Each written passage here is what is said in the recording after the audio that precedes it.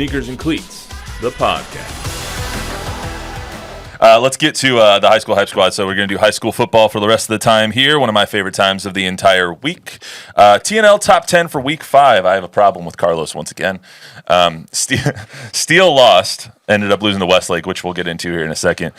But he dropped them from 1 to 3 when I think all of us know that if Steele played any team in our region, they would probably win by multiple touchdowns. Not if they played like they did the other night. Yeah, let's talk about the Westlake game. So they lost to Westlake 41 to 16. They did not play well. They went up 10-3 in that ball game because the Oklahoma recruit Jonathan Hatton ripped off a 75-yarder to start the game. There was no good offense for them the rest of the first half at the very least. Don? I don't want to beat up on a high school kid, but there's a lot of inaccuracy in the passing game. I watched the first half. I watched most of the game, and it was they were out of sync. You can give Westlake some credit for that, but a lot of the throws were just behind receivers, overthrown. And to me, I was surprised they didn't target their best two guys, Royal Capel and Cooper? Yeah, Jalen Cooper. Yeah. They were going to number 1, a little kid. I don't know. But they kept going to him time after time and missing him. A lot of easy throws that were missed. So they were rattled. Chuck, were you surprised at all by the final score of that game? Because I think going in, we were like, all right, we're going to see if Steele has what it takes to maybe make some noise in the 6A playoffs. And after that performance, I think it shook my confidence in them just a tad. I think Westlake, right, coming off a loss too. And, I'm sure there was a little more motivation for them at this point. Let's see how they respond going forward. You obviously know what this might look like if you get deep into the playoffs. And so they're going to have to be better and maybe have to play differently. But again, I just don't know, where's the motivation coming from every week? If you're Steele at this point, maybe that was a big picture wake-up call because you're right. I think around here, they're pretty much going to have a lot of success around here. Yeah. Right? You know what it reminded me of? It reminded me of like a Houston Cougars run and shoot that puts up 70 points, against a Michigan Big Ten team. And Westlake just smash-mouthed Out-physical them. Yeah, won the line of scrimmage, both sides of the ball, just pounded it down their throat. There was no stopping them. And then the pressure they got on Warner from the defensive front, they were just bigger, stronger, faster to me. One other surprise we'll get to here in a little bit, but Smithson Valley beating Bernie Champion 42-10 was also pretty eye-opening to me, especially because we know Blaine Ellis's squad is always up for the task there. So let's get right into the TNL Top 10. Piper, number 1 this week. I don't blame us putting Piper number 1. They might be the best 5A team in the state. I think they're 9 right now or 11 in the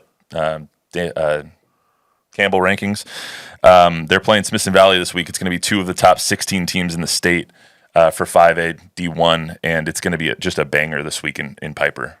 I'm pretty excited to see that game. At the University of Piper University of Piper. God, man, that place is awesome. Piper, I feel like we say this every week. Nick Rogers and that team is just unconscionably good. Nick Rogers is a heck of a coach. Absolutely. Alamo Heights, we saw pretty up close and personal this past week. It was a real treat for all of us, I think, seeing Michael Terry III in person and seeing just what kind of Texas Longhorn he's going to be. Yeah. What'd you guys think of Terry, and what'd you guys think of Alamo Heights this past week? They were on TNL this week. They beat Clemens 38-19, if anybody didn't see that. The thing that impressed me most about Terry is that he's loving high school football. He embraces physicality. He's not protecting anything for the future. He's running the ball hard. He embraces contact. He looks for contact. Just a great teammate and will versatile. Will play anywhere. Yeah, I thought what was really cool too was that Michael Terry's a great player. I think we already knew that going in, right? They got some other dudes too, right? Not DK just Garza Michael too. Terry. DK Garza's really good. He's going to be a good back next year. This year too, but next year when there's no more Terry and they got to figure out some other things to do. Heck of a safety too. Absolutely. I was impressed by that whole. Also, Orem and Alamo Heights is going to be really, really nice in 2 years once that high school is built. Once they finish it all up, it's going to be lovely. We already talked about Steele a little bit. They play Clemens 7 o'clock at Lenhoff. They enter district play now. After seeing Clemens last week, I don't know how that game's really going to go because Clemens has so many injuries on their team. Chuck, real quick, tell us a little bit about Clemens and what they're dealing with, because obviously on Thursday there was a kid that literally had his foot run over the morning of, and still ended up playing in the game. They've just kind of had a run of really bad luck there. Yeah, I mean, and that's kind of, in a microcosm, and maybe this is a horrible connect, but, just bouncing back no matter what comes your way. I mean, they even had a coach get sprayed by a skunk that morning too, I found out. So, I mean, it's just, it seemed like everything not going Clemens' way, but, bigger picture, I mean, the fact that they've lost 2 of their varsity players to death in the last 7 months. One of their players' mom passed away this week, and that young man still went out and played a football game on Thursday night. I mean, big picture stuff that really has nothing to do with X's and O's or who wins the scoreboard or any of that. I mean, the fact that the Clemens kids and coaching staff and the whole community is having to kind of rally around each other through the face of unbelievable adversity is it's really a strong tip of the cap to them. And then also, kind of a lesson for us all that, you have to keep persevering and do the best you can and pick up those around you. And then hopefully there are people around you that can pick you up when you need it too. How's the Rodney Atkins song go? If you're going through hell, just keep on going. That's right. Something like that. And the other thing that it reminds us of is just how lucky we are in San Antonio to have in the whole state, to have the kind of coaches that we have who embrace their roles in people's lives as more than X's and O's in a game. It's something that D.W. Rutledge brought to the Texas Coaches Association with the Coaching to Change Lives philosophy. It's a curriculum that these guys have to take, just like you get a master's degree. And these men are invested in the lives of these 17-year-old kids that are knuckleheads a lot of the time and making them men and responsible citizens, and are there in emergencies when you lose somebody in the family or something like that. So hats off to Alan Hill and that whole staff and what they mean to their players. Absolutely. Can't say it any better than that. 4th team in our TNL top 10 is Southwest. Southwest, they are 4-0 now. They beat Laredo Martin 45-0. What are you doing over there, Luis? Oh, Luis went to Martin. Sorry, Luis. This is the first time since the 09-10 season that Southwest has started 4-0. They went undefeated that regular season, ended up losing the first round of the playoffs. So tip of the cap to everybody down there at Southwest. Brennan now 3-1, 2-0 in district play after they beat Harlan 51-14. Brennan getting a little bit of revenge after last season. Harlan getting the first win in that series last season on TNL. Great game we had last year on TNL.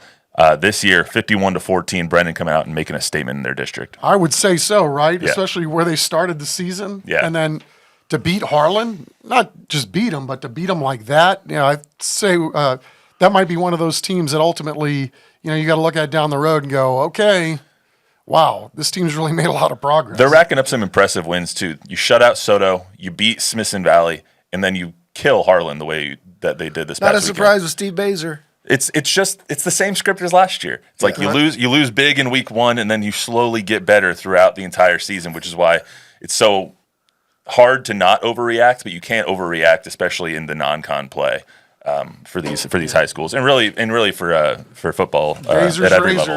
Exactly. Yeah. Smithson Valley beating Bernie Champion 42-10. That was a little surprising to me. They're now 3-1. They're 6th in our TNL top 10 poll. Like we said, they play Piper this week. Larry Hill is going to have his guys ready to roll for that matchup because that could easily decide, 1, that district, but 2, how seeding goes in the playoffs because both of those teams are going to make it. John Jay, I'm going to breeze through these last 4 here so we can get to the TNL matchup of the week. John Jay is 4-0 now. They are number 7 in our TNL top 10 poll. They defeated Southwest Legacy in a score you don't see very often, 9-3 this past week. Once again, Gary Gutierrez has his team purring as usual. They play Eagle Pass Win Friday 7:30. Brandeis had a bye this week. They're starting conference play this week. They play Johnson on Saturday. That's going to be a really good game, seeing how Johnson bounces back after their loss a couple weeks ago. New Braunfels, once again, destroying an opponent. Brad Mulder doing a great job up there in his first season. Indeed. Beats MacArthur 62-0. Wow.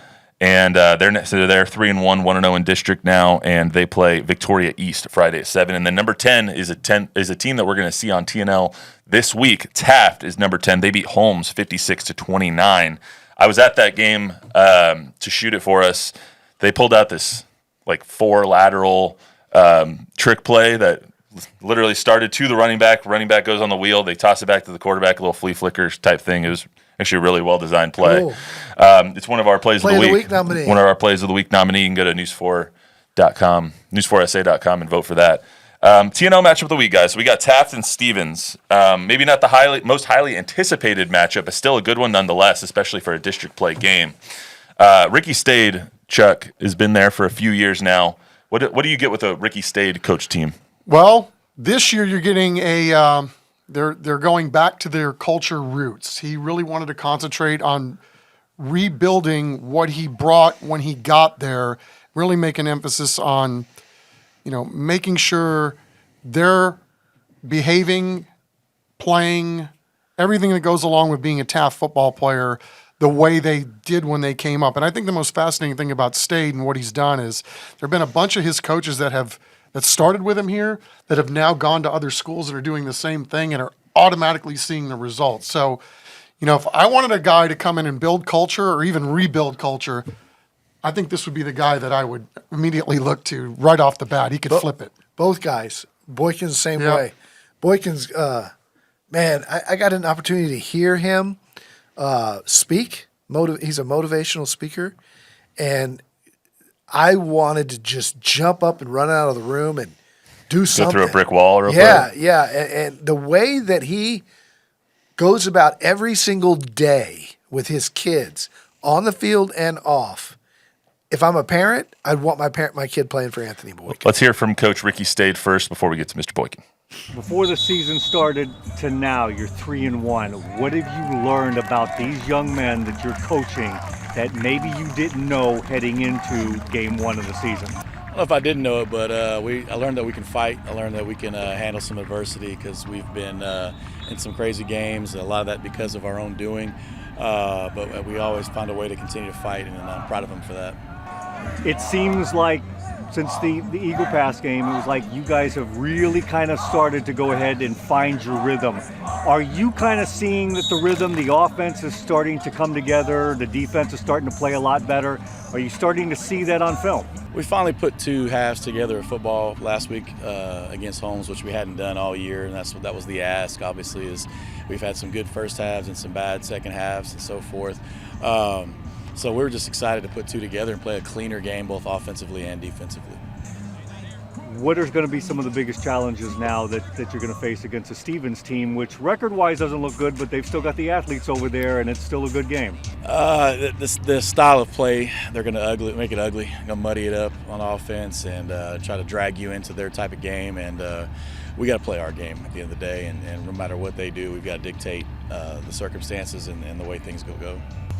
And obviously you're no stranger to this, but on TNL, everybody gets to see Taft football again and what that brings. And how special is that for you guys? Super excited. Great opportunity for the program, for the community, for these kids. It's just, to be on TV, it brings a little extra juice to the game, to the kids. And so, you know what, we're always ready to go out there and put on the show. Always good to hear from Coach Stade. As far as Stevens goes, I almost kicked over my water. That would have been bad. As far as Stevens go, they're coming off a bye. They're 1-2. They beat Holmes 2 weeks ago as well, so one common opponent for these guys. How helpful is a bye in it's kind of in high school when you kind of had 2 weeks to prepare, one mentally for district play, but 2 for one opponent as you guys are coming in?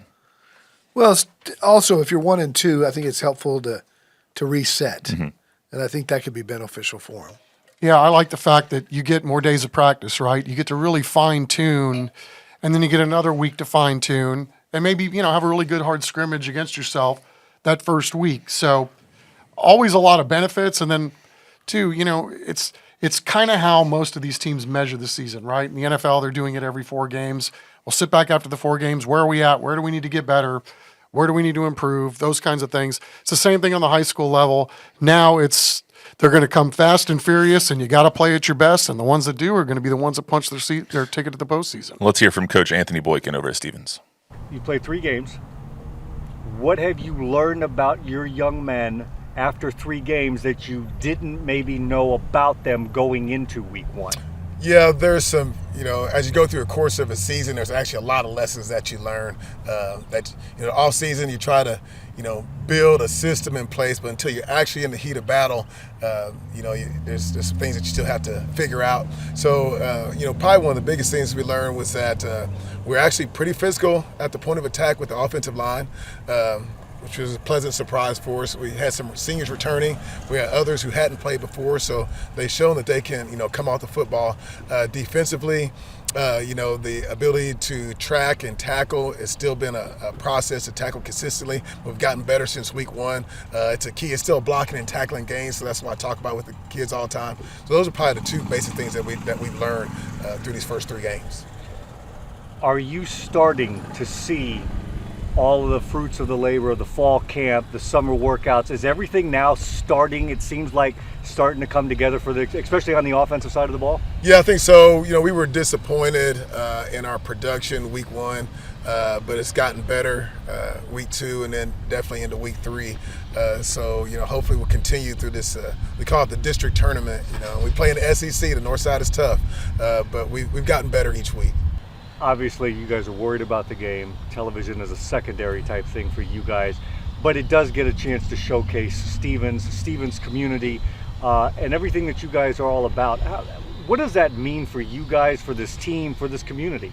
Yes, it's a neat deal. We appreciate you guys, showcasing all the kids' talents. It's big for our community. The community really supports Falcon football. They take pride in it. There'll be a big crowd on Thursday night. The kids are excited about it. And we play a great opponent. Taft is really good. They're really well coached. And so it'll be an exciting night. Great speaker there, Anthony Boykin. You were right, Don. He does speak extremely well. Man, he's got a motivational talk that he talks about motivating kids. And he was motivating other coaches where I saw him. And he was talking about if you can't be up for every day, then you're doing the kids a disservice. And he was talking about to the coaches about, you got stuff going on at home, you got this going on, but about what you have to deliver every single day to the kids, whether they're, in the locker room, whether they're going to class, whatever. And it was. I think everybody in the room when he was done, standing up. He was really, really good. He could be a preacher if he wasn't a football coach. He missed his calling. Yeah. No, he's in the right spot. This is a guy who loves football and he loves those kids, and I'm looking forward to Thursday night. Thursday night's going to be really fun. That's all we got for you today on the Sneakers and Cleats podcast. Remember to download, rate, review, subscribe, give us a 5-star rating, tell a friend, tell an enemy. We'll be back on Thursday to preview what could be the last game we care about of the Cowboys season if they lose to the Giants. If not, we'll see you then. It's a long year.